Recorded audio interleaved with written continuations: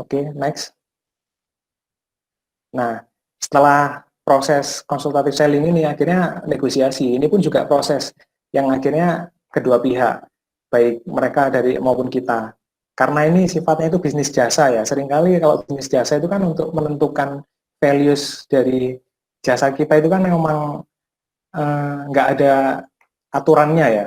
Nggak ada, oh sakleknya segini. Memang mungkin pasaran itu ada dari dari yang ada di pasaran, misalnya harganya berapa gitu kan. Tapi seringkali ya kita deliver kan bukan hanya konten, tapi juga kualitas. Dan kualitas ini mulai dari proses awal itu, dari proses kita brainstorming, konsultative selling, sehingga akhirnya juga kita deliver, kita feedback, timbal balik dari mereka ada kasih masukan, terus kita kasih revisi, terus nanti juga after sales pun kita tetap deliver, kita tetap bangun hubungan dengan mereka.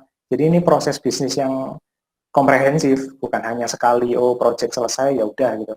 Makanya di sini negosiasinya pun juga proses yang berkelanjutan dan tentunya ya win-win solution gitu kan.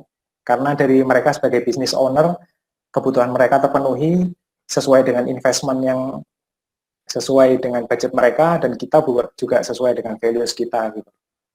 Akhirnya sejauh ini memang yang kita deliver memang uh, proses yang win-win solution tujuannya dan negotiable karena proses negosiasi kan, dan ini juga industri jasa yang kita bisa saling negosiasi.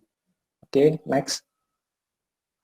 Nah ini yang tadi saya katakan after sales itu, karena proses bisnis ini bukan hanya sekadar transaksi jual beli ya, tapi jasa itu, nah dari perusahaan konsultan yang saya bekerja secara profesional itu, saya belajar bahwa bisnis jasa itu terkait dengan networking dan juga terkait dengan membangun engagement. Jadi kita bukan hanya uh, mendeliver sesuai kebutuhan mereka, tapi bahkan secara emosional itu kita dekat, bahkan kayak dengan beberapa klien itu kita dekat juga dengan orangnya, bahkan sempat ada yang kenal dengan keluarganya, untuk emang kita tetap bangun hubungan aja meskipun dia belum ada kebutuhan bisnis copywriting gitu kan.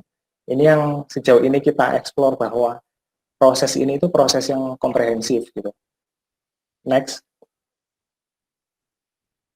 what's next? Nah ini yang strategi yang kita sedang terus explore. Jadi perkuat branding ini tentunya ada beberapa strategi yang kita lakukan ya, terutama ya dari brandnya, terus dari profilnya. Kita sedang nyari sesuatu yang berbeda kuat nanti untuk sebagai brand identity, sehingga dengan brand identity yang kuat akan mengarah pada brand positioning kan, di mata audiensnya akan makin jelas. Oh ini Maxwell ini secara positionnya itu di mata audiensnya, di mata target marketnya seperti apa. Next. Nah, ini juga strategi yang terus kita lakukan. Kita juga punya jadwal yang memang kita deliver terus, kita konsisten untuk bikin konten. Itu bukan hanya itu ya, apa slogan ya, karena emang slogan selalu selama ini kan konsisten kan, tapi emang benar-benar komitmen membuat konten itu memang nggak mudah. Memang benar. Jadi sebenarnya para kreator-kreator digital itu saat membuat konten dan konsisten itu emang nggak mudah. Tapi saat kita seriusi, kita tekuni, ya emang akan jalan aja gitu. Next. Nah ini yang bentuk bahwa era sekarang itu kan nggak menutup kemungkinan untuk kolaborasi ya. Nggak hanya kita ini brand antar brand itu kompetisi gitu. Bahkan yang kita tahu kayak apa kemarin Gojek sama Grab aja, bahkan mereka ini ya uh, sempat ada kabar gimana kalau kita kolaborasi aja gitu kan. Apalagi di era sekarang itu memang makin kesini makin banyak yang kolaborasi. Kemarin itu kita juga kolaborasi, ada satu klien yang memang kebutuhannya dia itu di tagline, jadi membuat tagline dan juga membuat logo. Kita kolaborasi juga dengan desainer gitu. Jadi itu bentuk-bentuk dimana sekarang itu open for collaboration. Next.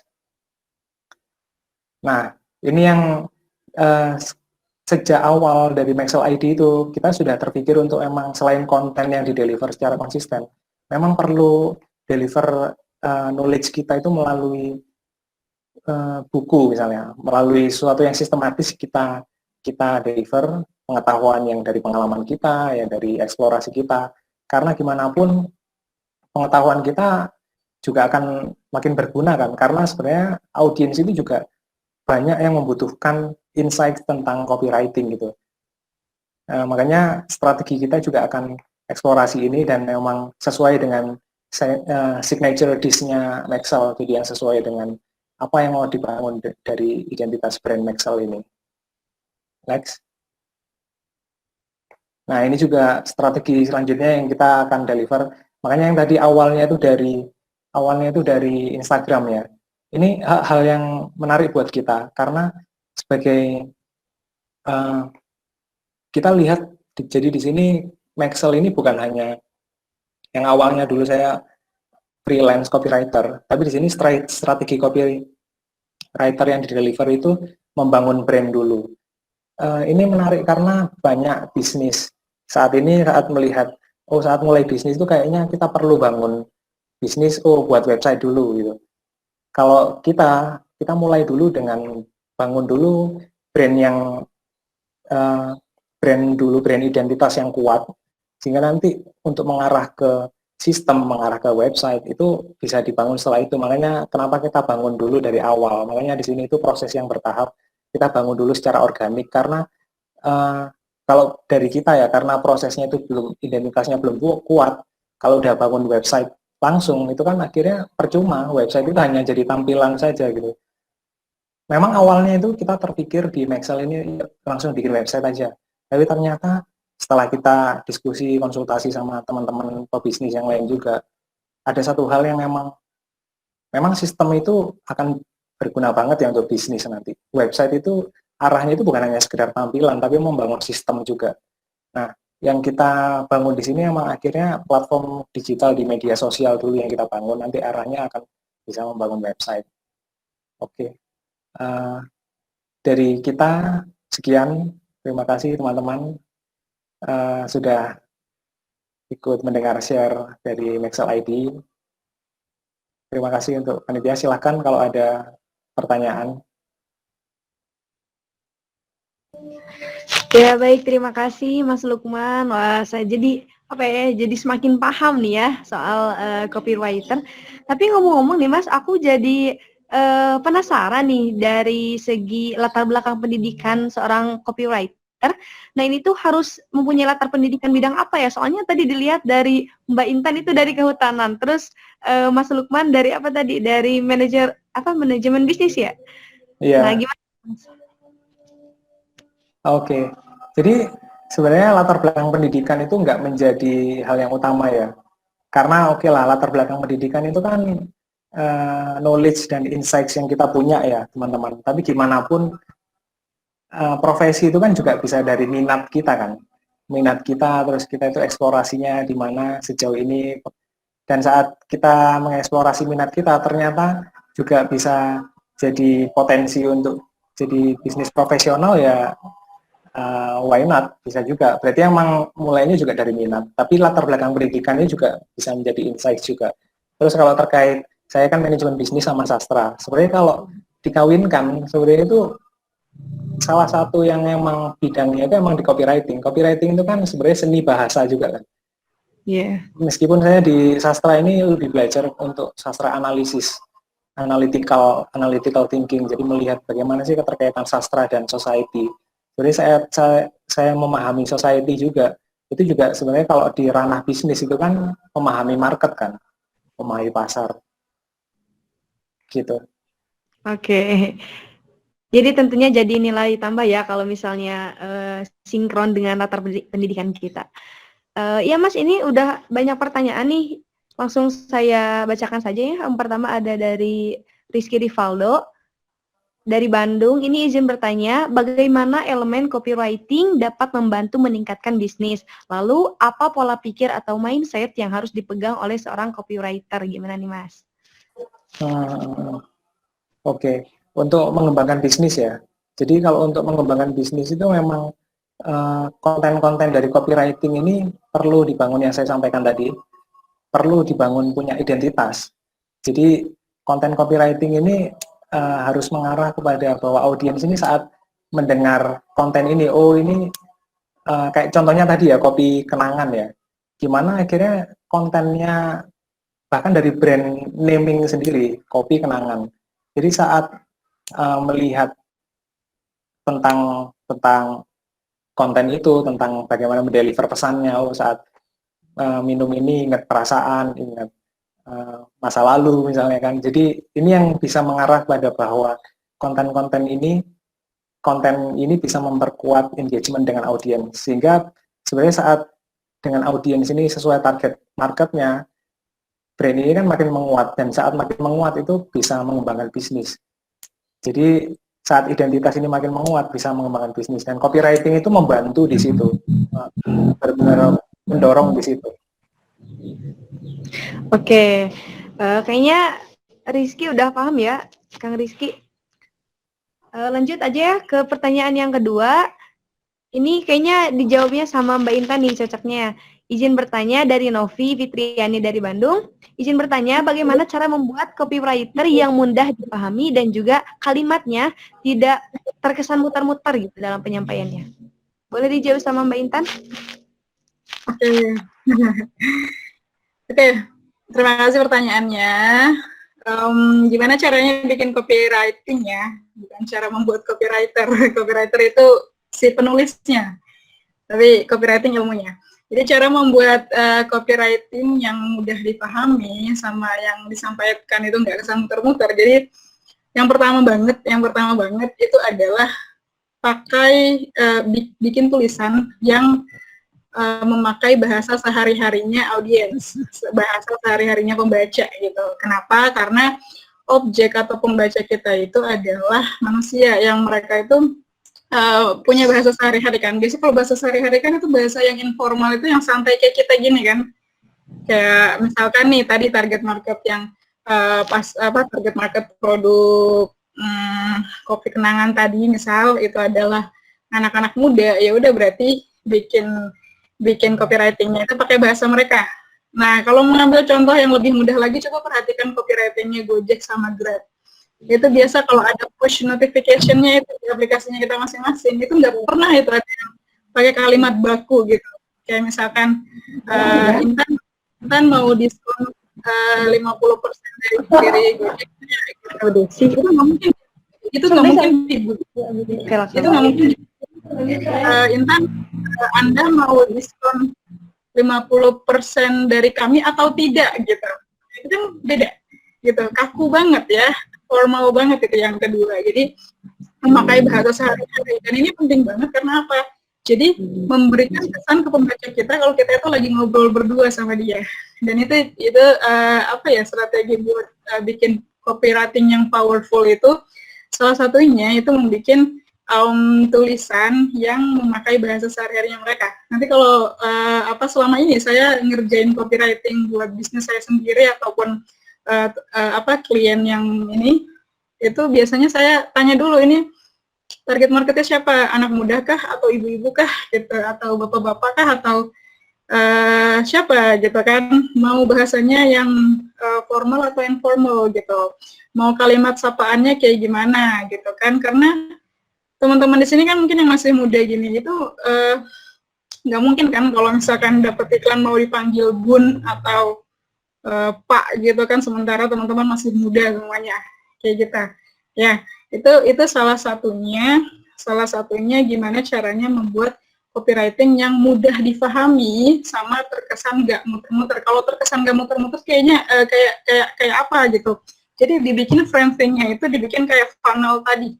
Kayak corong tadi, pertama itu yang diambil masalahnya dulu, garis besar masalahnya, membuat mereka itu sadar dengan masalahnya, jadi aware gitu kan, terus turun ke bawah, kita sentuh dikit-dikit masalah spesifiknya, kayak misalkan tadi masalah yang masalah kelebihan berat badan, nah itu masalah utamanya itu kan kelebihan berat badan, terus masalah spesifiknya lagi kalau misalkan kelebihan berat badan nanti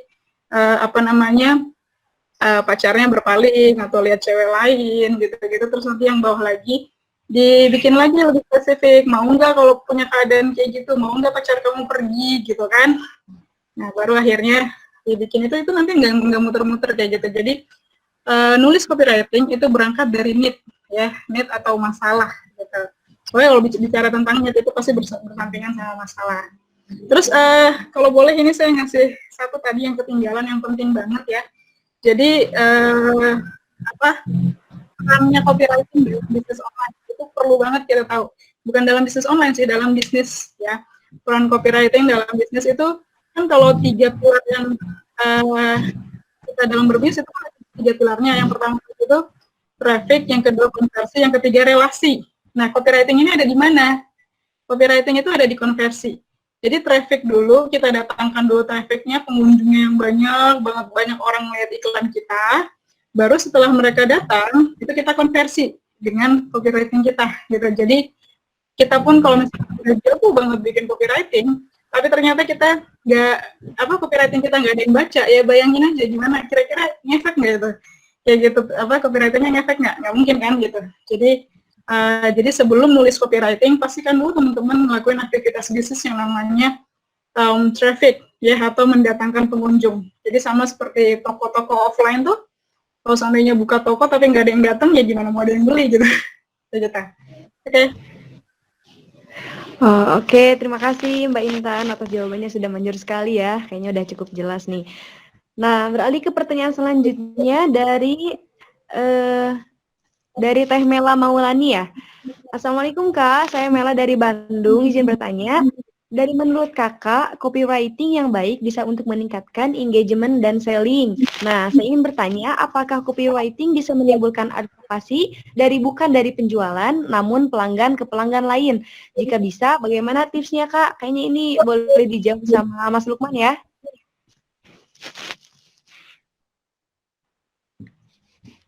Ya, silakan Mas Lukman. Oke, terima kasih. Menarik ya, ini pertanyaannya itu dari Mela ya, Mela Maulani. Jadi bener banget, karena konten copywriting yang powerful saat benar-benar bisa memenuhi, mengcapture kebutuhan audiensnya itu ya, akhirnya itu bisa sesuai dengan, seringkali kalau kita ngelihat brand atau produk yang sesuai dengan kebutuhan kita kan akan ngomong ini gue banget gitu kan. Yang gue pakai ini gue banget. Contohnya misalnya kayak tadi Tokopedia, katakanlah ya, Tokopedia ini sebagai business owner melalui message-nya Tokopedia itu mulai aja dulu pada para business owner. Sebenarnya kan Tokopedia itu kan platformnya. Di sini audiens atau pelanggan, customer-nya itu kan business owner-nya. Saat business owner itu ngerasa bahwa ini tuh cocok banget buat kita karena kita ini pedagang online. Jadi saat kita taruh barang dagangan kita di marketplace ini, itu kan akhirnya sesuai dengan kita, gue banget. Dari situ konten copywriting itu kan ke deliver ke user atau pedagang atau pelanggannya sebagai pelanggan Tokopedia. Dari situ pelanggan-pelanggan itu juga akan bisa mendeliver message itu ke audiens lainnya yang sebagai pelanggan juga. Karena gimana pun dari pebisnis tadi atau yang mendeliver konten copywriting itu kan menyampaikan pesan itu melalui iklan atau melalui media yang dia sampaikan. Tapi sebenarnya para pelanggan yang lain, kalau di sini konteks Tokopedia itu para pedagang tadi, sebenarnya mereka juga akan menyampaikan, kalau kita di dunia nyata itu sering kali ngomong word of mouth, dari mulut ke mulut gitu kan.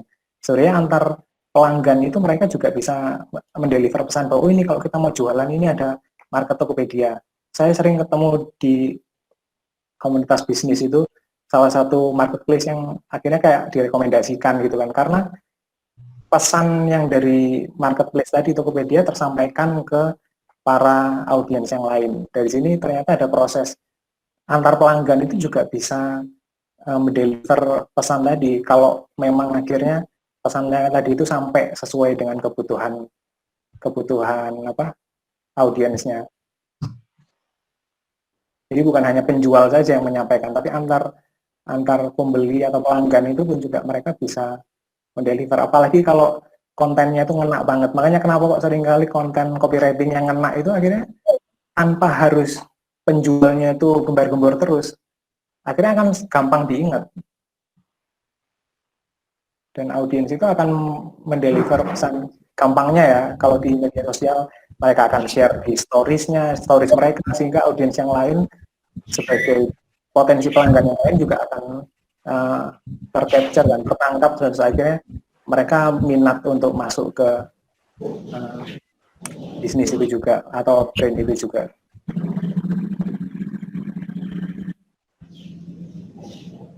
Ya, baik. Terima kasih Mas Lukman. Sudah jelas sekali ya jawabannya, Teh Mela. Nah, kita beralih ke pertanyaan selanjutnya, yaitu dari Nazwan Ahmal Sulaiman. Assalamualaikum, perkenalkan saya Nazwa Ahmal. Izin bertanya, Kak, untuk awalan atau sebagai startup, lebih baik fokus terhadap produk atau terhadap branding nih? Nah, sepertinya ini berkaitan dengan Mas Lukman ya, masih Mas Lukman. Silakan untuk menjawabnya. Oke, terima kasih. Dari Mas Naswan ya, Naswan Akmal ya. Nah, ini juga terkait dengan experience yang kita sekarang explore dan terus jalankan ya. Akhirnya kita untuk mengembangkan branding itu tentunya juga dari produk yang kita deliver kan. Jadi selama ini yang kita lakukan, memang akhirnya kita fokus membangun branding itu melalui produk yang kita deliver. Jadi untuk ke klien itu kan akhirnya ciri khasnya kita ini gimana sih, ciri khasnya Maxell itu. Jadi emang ciri khasnya kita itu emang konten copywriting yang singkat, yang padat dan langsung yang catchy. Jadi seringkali yang kita tawarkan itu ini identity kita. Sehingga dari situ saat kita memperkenalkan produk kita, brand kita juga meningkatkan brand identity sama brand positioning. Jadi kalau konten-konten yang emang singkat yang selama ini emang di-deliver Maxell gitu, baik melalui produk yang kita deliver ke klien maupun produk yang kita deliver di media sosial untuk memperkuat produk knowledge kita. Jadi dua-duanya itu bisa jalan beriringan. Oke, berarti sudah jelas ya. Jadi memang bisa dua-duanya bareng gitu, nggak salah satunya. Selanjutnya ini ada pertanyaan dari Indah Indriani. Perkenalkan, saya Indah Indriani, izin bertanya, untuk memulai copywriting, apakah harus mempunyai kemampuan berbahasa Inggris? Karena di beberapa promosi atau iklan pastinya ada kata-kata atau istilah yang memakai bahasa Inggris. Ini relate dengan yang dibahas sama Mbak Intan ya. Silakan Mbak Intan untuk menjawab. Oke, pertanyaannya bagus. Nggak harus ya jawabannya, nggak harus punya kemampuan bahasa Inggris. Saya juga kemampuan bahasa Inggrisnya biasa aja gitu. Pokoknya kalau pengen jadi copywriter atau mau menulis copywriting, itu yang paling penting tadi ya. Pertama, paham target marketnya. Yang kedua, paham product knowledge-nya. Yang ketiga, tinggal pelajari gimana pola-pola hipnotik copywriting-nya. Jadi pemilihan kata yang menghipnotis, yang bisa mempersuasi pembaca, biar mereka itu mau beli, dan biar mereka itu yang paling utama nyaman dulu membaca tulisan kita. Jadi nggak ada suatu keharusan untuk bisa berbahasa Inggris gitu, itu nggak ada. Dan pokoknya copywriting itu asal bisa tadi itu ya, paham target market, yang notabene-nya kalau seandainya teman-teman itu pelaku bisnis, pasti belajar bisnis di mana aja tuh pasti yang diajarin itu cara memilih target marketnya, kemudian produk knowledge seperti apa, itu pasti udah seperti itu. Jadi tinggal melengkapinya dengan menguasai pola-pola hipnotiknya.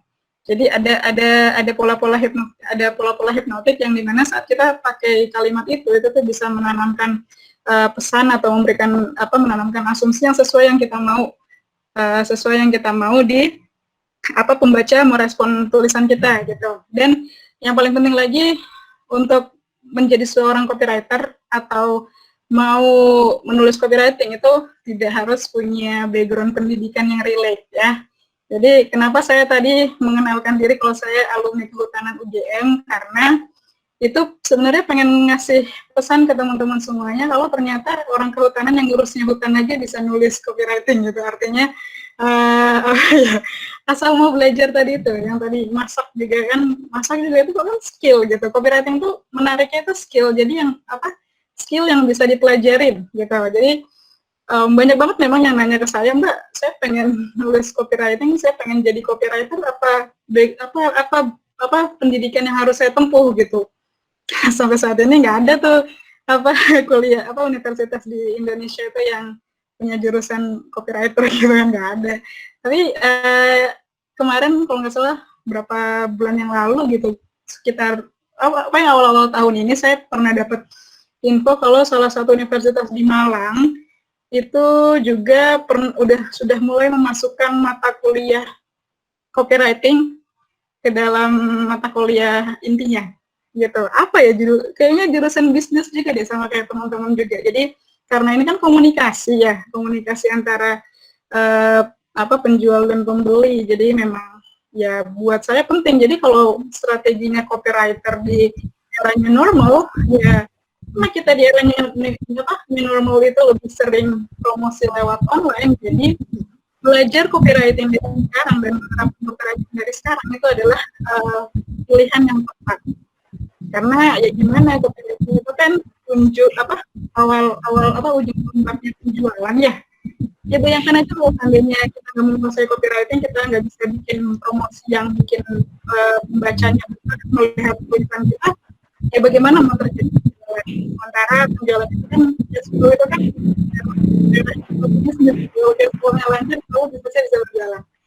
Gitu teman-teman. Oke. Ya, oke, terima kasih. Nah, makanya nih tadi saya bertanya-tanya, emang background pendidikan itu ngaruh atau enggak nih buat seorang copywriter? Soalnya kan Mbak dari kehutanan, kalau Mas Lukman memang relate lah ya. Jadi begitu ya, Indri, memang tidak ada kewajiban untuk bisa bahasa Inggris. Udah dipahami ya? Lanjut, pertanyaan berikutnya ini dari Cece Rudianto. Ketika saya membuat konten di IG, yang harus lebih menarik itu foto atau gambar produk atau headline dari copywriting-nya. Ini boleh dijawab sama Mas Lukman ya. Silakan Mas Lukman. Oke, terima kasih.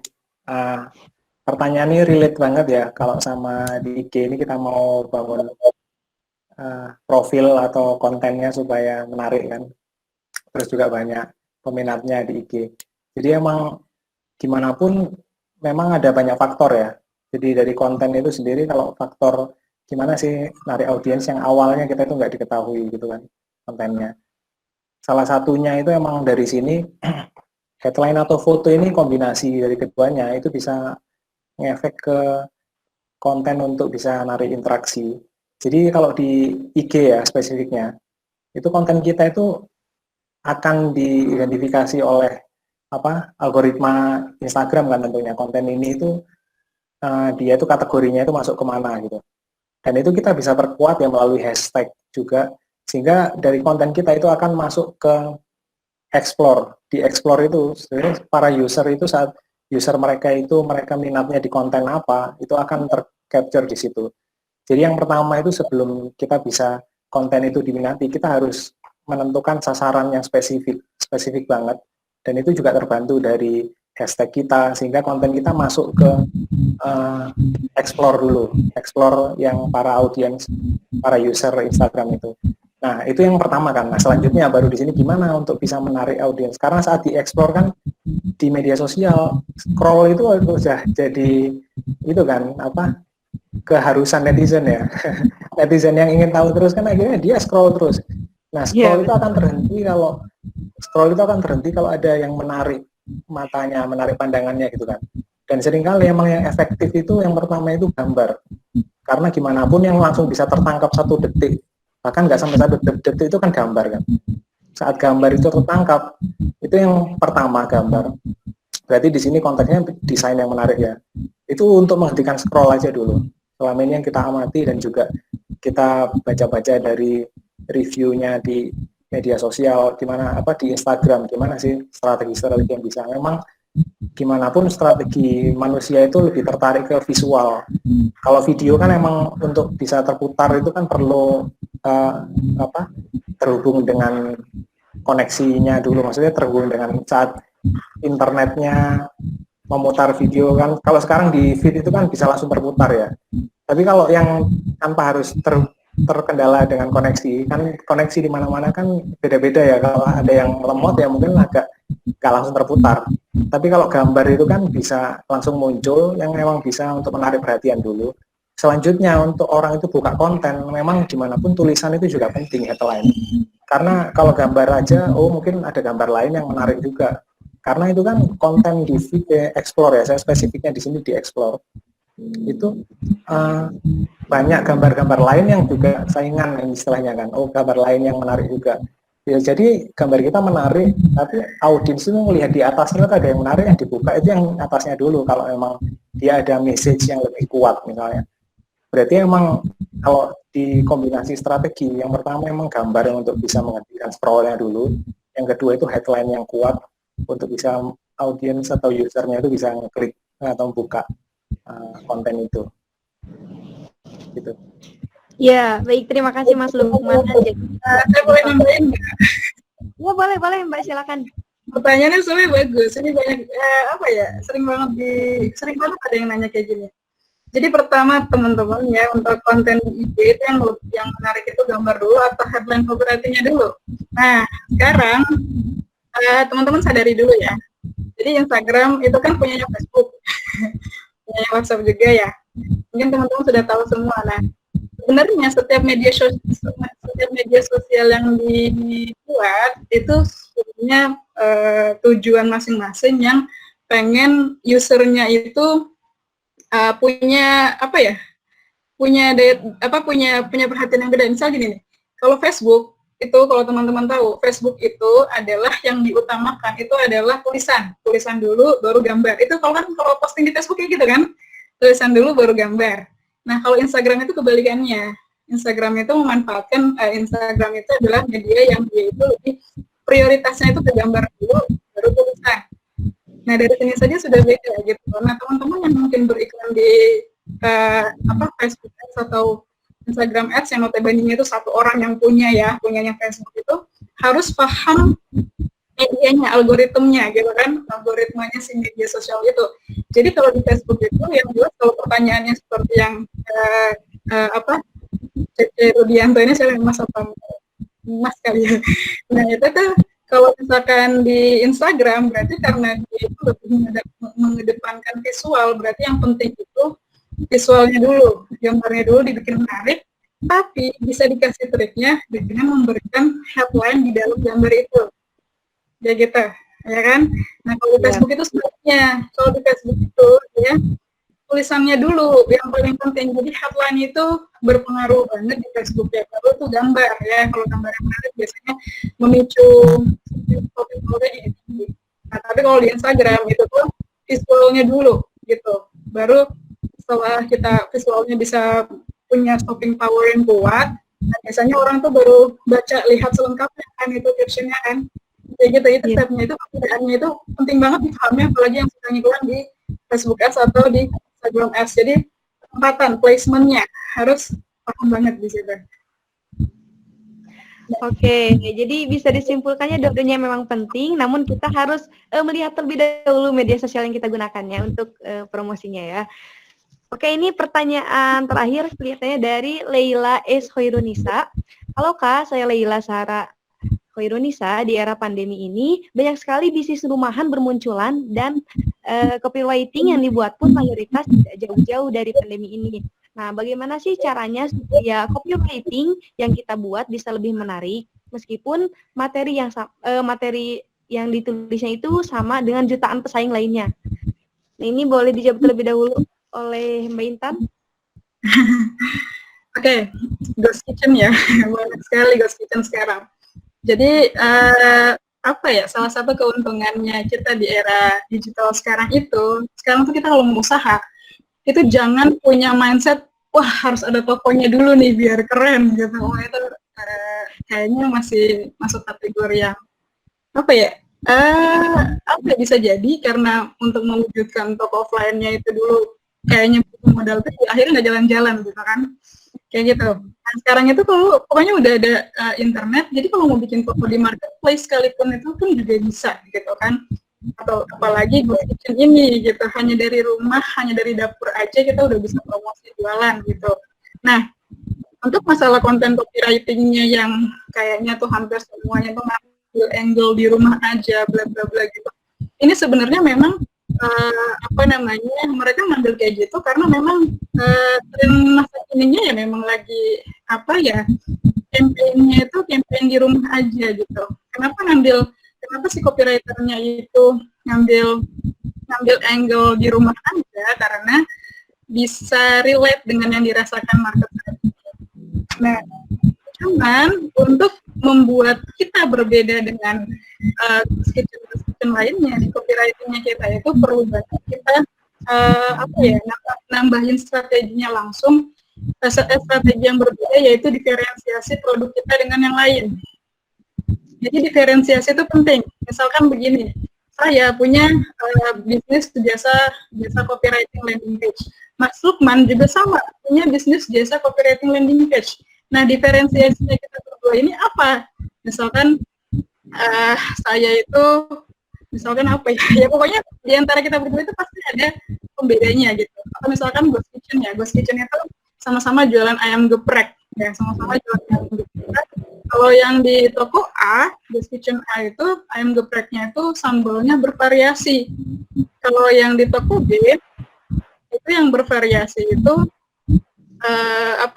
menu ayam geprek, misalkan ada ayam geprek, ayam geprek apa namanya, mozzarella, ayam geprek keju gitu. Jadi diferensiasinya itu sebenarnya yang membuat kita itu punya bisa menarik perhatian lebih untuk market kita. Nah, adapun copywriting-nya cuman ngikutin itu aja. Yang jelas kalau seandainya teman-teman sudah menjumpai banyak bisnis yang serupa gitu kan dengan bisnis kita, dengan kata lain itu kan sama sebutannya dengan kompetitor ya. Nah, kalau teman-teman pengen menang, tunjukkan diferensiasi itu. Jadi di mana pembedanya, faktor pembedanya bisnis teman-teman dengan kompetitor itu apa gitu. Nah, baru copywriting-nya itu mengikuti produk detailnya bisnis teman-teman. Kayak gitu.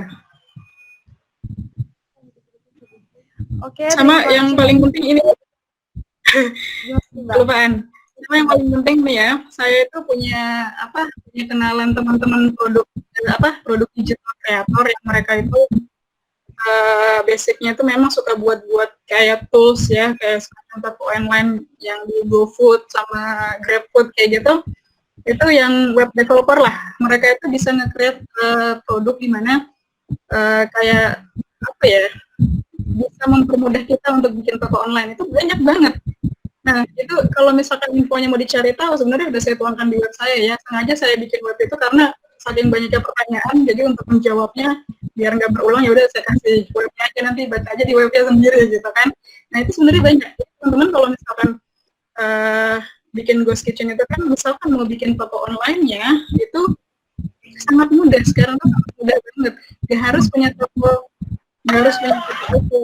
gitu kan, dan asal bisa ditunjukkan diferensiasinya itu, nah itu bisa menang dari kompetitor. Nah, salah satu menunjukkan diferensiasinya kita dengan kompetitor itu, misalkan kan Ghost Kitchen itu kan nggak punya toko, ya, toko online pun juga bisa jadi mereka belum punya. Nah, diferensiasinya kita punya, gitu. Jadi kalau misalkan mereka mau beli di kita, mereka experience-nya untuk belanja itu enak gitu, karena nggak harus ribet-ribet chat WA bla bla bla, nanya menu bla bla bla gitu. Karena kita punya toko online, udah kita tinggal kasih link, tinggal sistemasi di situ, jadi gitu.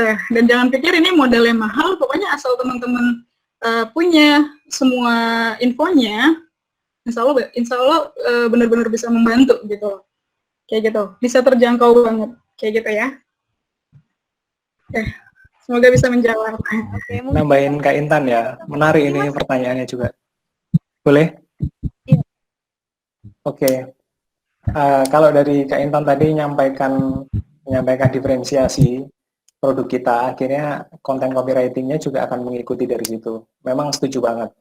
Jadi memang gimana pun copywriting itu juga tercermin dari produknya itu sendiri kan.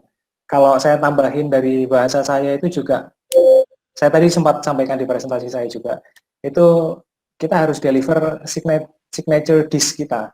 Kalau teman-teman makan di restoran, kan selalu ada top menu kan, menu utama.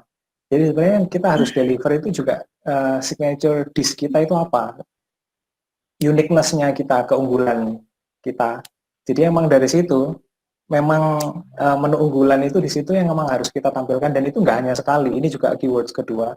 Yang pertama kita tentunya punya ya keunggulan yang memang kita fokuskan di situ. Yang kedua selanjutnya itu menariknya itu konsisten di sini itu juga jadi kata kunci, karena gimana pun kita deliver signature dish kita sekali itu nggak akan cukup untuk ke audiens atau ke target market.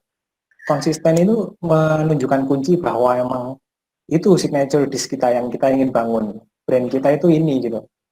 Terus akhirnya sampai masuk ke emang alam bawah sadar audiens juga bahwa oh, ini brand ini itu dibangunnya seperti ini. Ini yang konteksnya tadi brand positioning, sehingga terbangun akhirnya kontennya atau brandnya itu seperti ini. Makanya tadi kaitannya gimana bisa muncul di antara jutaan konten. Terus yang menariknya sebagai tambahan juga, memang kalau konteks dengan konten yang lain itu persaingan ya, karena lihatnya itu memang gimana pun setiap orang ini juga sedang menampilkan kontennya kan. Tapi kalau mindset kita selain persaingan juga kolaborasi, sebenarnya kita tetap aja deliver konten konsisten dengan signature dish kita, sampai akhirnya nanti muncul juga, oh ternyata ada kebutuhan yang muncul bahwa ini ada kebutuhan kita bisa deliver ini kolaborasi dengan pemain lain. Itu akhirnya juga bisa muncul juga, kita punya signature dish tapi juga bisa open for collaboration. Nah, yang saya amati juga terkait signature dish sama konsisten deliver konten. Teman-teman kalau ngamatin ya, yang baru-baru ini kemarin viral, yang dari TikTok, itu 2 mingguan lah, yang kemarin apa? Yang paling bombastis. Ingat nggak? Yang dari Bandung. Nah, kebetulan teman-teman Bandung kemarin ini yang bombastis viral ini apa? Odading mengoleh, Kang. Nah, itu ya, yang viral. Saya ngamatin juga. Saya kirain dia tuh deliver kontennya, kalau kita lihat konteksnya konten ya, saya kirain waktu dia deliver konten ini, Odading mengoleh itu sekali itu, maksudnya tiba-tiba viral. Tapi ternyata waktu saya lihat konten YouTube-nya, dia tuh udah beberapa bulan yang lalu, beberapa tahun yang lalu itu udah deliver konten itu gitu. Yang saya lihat konten-kontennya, bahkan ada yang cuma view-nya ribuan, puluhan ribu gitu, tapi sekalinya saat ada benar-benar momentumnya itu benar-benar gede gitu ya, akhirnya oh itu bisa menarik benar-benar audiensnya itu untuk bisa melihat. Tapi waktu saya lihat konten-konten yang lain, emang itu signature dish-nya siapa yang bikin Adi Londo gitu ya. Kalau kita ngomongin tentang strategi konten ya, berarti emang harus ada signature dish yang dibangun. Bahkan meskipun sekarang nggak ada yang nonton, nggak ada yang nge-likes, bahkan tetap aja konsisten. Tapi konsisten juga menunjukkan bahwa yang kita yang mau di-deliver tadi diferensiasi atau signature dish kita, emang fokus di situ. Tapi selain hanya fokus di situ, kita perlu review terus-menerus. Review itu nggak hanya sekali, kayaknya konten kita ini kok, ini yang udah kita banget. Tapi review berkelanjutan menunjukkan bahwa konten kita itu nanti makin jelas. Ini untuk sasaran ke siapa gitu kan, sasarannya. Kayak tadi Odading itu kan sasarannya dia itu ke audiens media online yang orang itu nyari hiburan gitu kan. Nyari hiburan dengan bahasa yang dekat sehari-hari. Makanya gimana akhirnya konten yang itu bisa tercapture. Meskipun dulunya waktu yang dulu-dulu konten si Ade Londo itu juga bahasanya dia kayak gitu, tapi belum tertangkap oleh audiens. Nah, saat viral itu menunjukkan bahwa emang dia bahasanya, kontennya dia itu konsisten di situ gitu. Oke, terima kasih. Oke, baik. Terima kasih Mas Lukman sama Mbak Intan ya, sudah cukup jelas sekali penjelasannya, udah lengkap. Dan alhamdulillah nih semua pertanyaan sudah terjawab. Sepertinya sudah gak ada lagi yang mau ditanyakan ya, berarti. Nah, ini juga menandai berakhirnya sesi pematerian beserta diskusi kita pada hari ini. Terima kasih banyak kepada Mas Lukman dan juga Mbak Intan, luar biasa sekali ya. Mungkin di sini saya pamit undur diri aja sebagai moderator karena pematerinya sudah berakhir. Saya kembalikan lagi kepada Muhammad Fajrin, silakan. Baik, terima kasih Neng Dini. Saya ucapkan juga terima kasih kepada kedua pemateri kita yang sangat luar biasa pada hari ini. dan juga kepada Neng Dini yang sudah membantu jalannya sesi pematerian dengan sangat baik. Baik teman-teman, jangan perlu bersedih nih karena pematerian sudah berakhir ataupun sesi tanya jawab, karena pihak panitia pelaksana telah menyiapkan door prize nih buat teman-teman yang sudah nanya.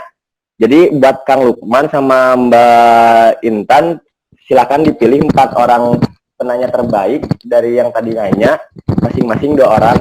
Boleh dari ladies first dulu kali ya, dari Mbak Intan dulu. 2 orang penanya Dari terbaik. kalau saya pertanyaan yang terbaik yang ada di sini aja berarti, yang ada di chat ya. Iya. Nih, siap-siap teman-teman, door prize-nya itu jalan-jalan ke Taman Safari ya, gratis. Tapi naik motor teman-teman. Jadi kalian masuk kandang singa naik motor. Nggak ketang teman-teman. Kalau saya yang pertama tadi yang siapa nih? Cece Rudianto ya. Cece Rudianto nih bagus, pertanyaannya bagus. Karena ya bagus banget pertanyaannya. Cece Rudianto, terus yang kedua Indah Indriani. Widih. Ya, selamat ya buat Mas Cece Rudianto sama Mbak Indah Indriani. Dapat jalan-jalan ke Taman Safari naik motor. Naik motor gratis, kalian nanti masuk kandang singa balapan ya di sana. Terus dari Kang Lukman nih ada 2 orang penanya terbaik, menurut Kang Lukman siapa? Oke, terima kasih. Yang menurut saya menarik pertanyaannya ini tadi dari Mela Maulani ya.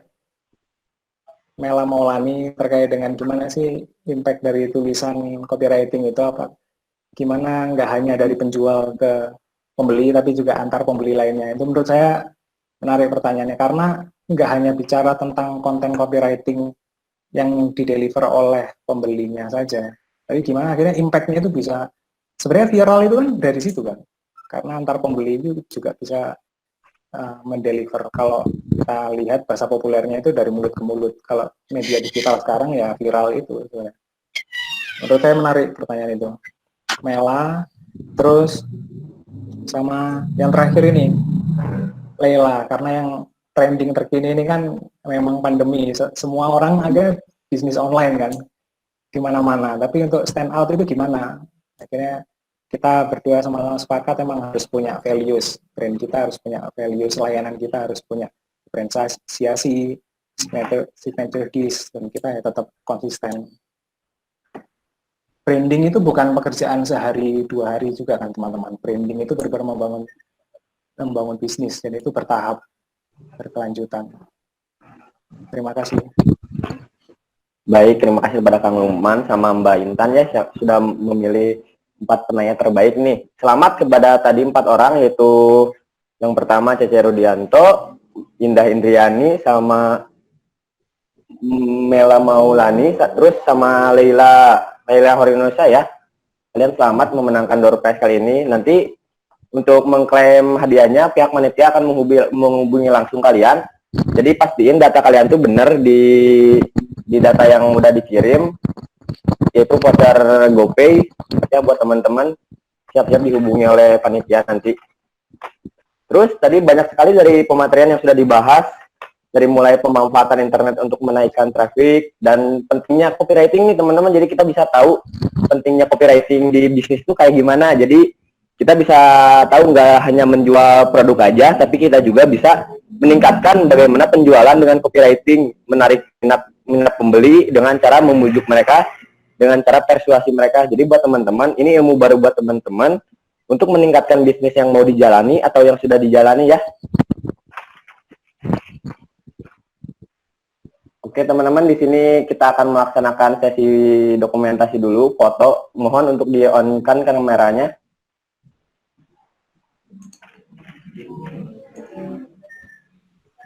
Kita akan melaksanakan sesi dokumentasi, foto, semuanya bersama.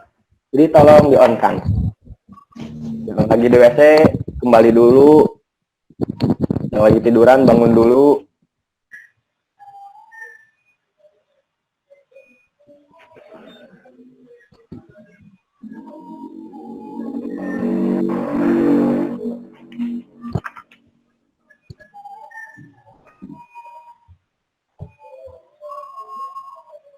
Gimana nih, udah pada di-on-kan nggak? Buat pihak panitia silakan dicek udah pada on kamera belum? Kalau di Google Meet bisa kelihatan semua ya pesertanya, fotonya.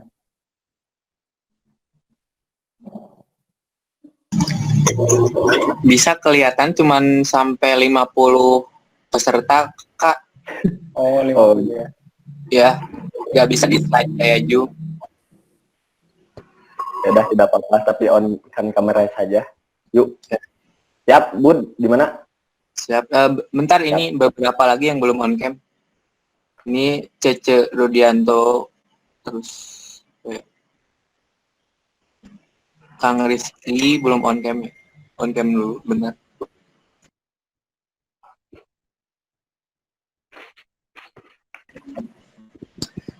Mulai aja ya dokumentasinya. Oke, baik. Kita hitung mundur. Gaya bebas. Bebas gayanya. Bebas yuk, gaya bebas. 3, 2, 1. Sekali lagi. Dari pasi. Ya. 3, 2, 1. Sudah? Baik, terima kasih kepada pihak panitia Budi yang sudah mendokumentasikan acara. Selanjutnya, alhamdulillah, Rabbil alamin, sampailah kita di penghujung acara yang sudah ditunggu-tunggu kayaknya nih oleh semua teman-teman di sini, kayaknya akhirnya berakhir juga katanya dari siang tadi ya teman-teman. Saya ucapkan terima kasih kepada seluruh pihak panitia yang telah terlibat dari mulai perencanaan sampai pelaksanaan kegiatan hari ini. Terima kasih juga kepada pihak pemateri yang sudah menyampaikan materi yang sangat baik, kepada Neng Dini sebagai moderator, dan atas nama panitia pelaksana saya memohon maaf sebesar-besarnya apabila masih ada terdapat kendala, kekurangan atau apapun itu. Dan sebagai MC saya juga minta maaf bila ada salah-salah kata atau hal yang tidak mengenakan. Semoga kita semua dapat mengambil manfaat dari banyak ilmu yang kita dapat hari ini. Kita bisa aplikasikan semuanya di kegiatan kita semuanya di dalam bisnis apapun itu. Saya Muhammad Fajrin Fauji selaku MC pamit undur diri. Terima kasih. Wabillahi taufiq wal hidayah. Wassalamualaikum warahmatullahi wabarakatuh.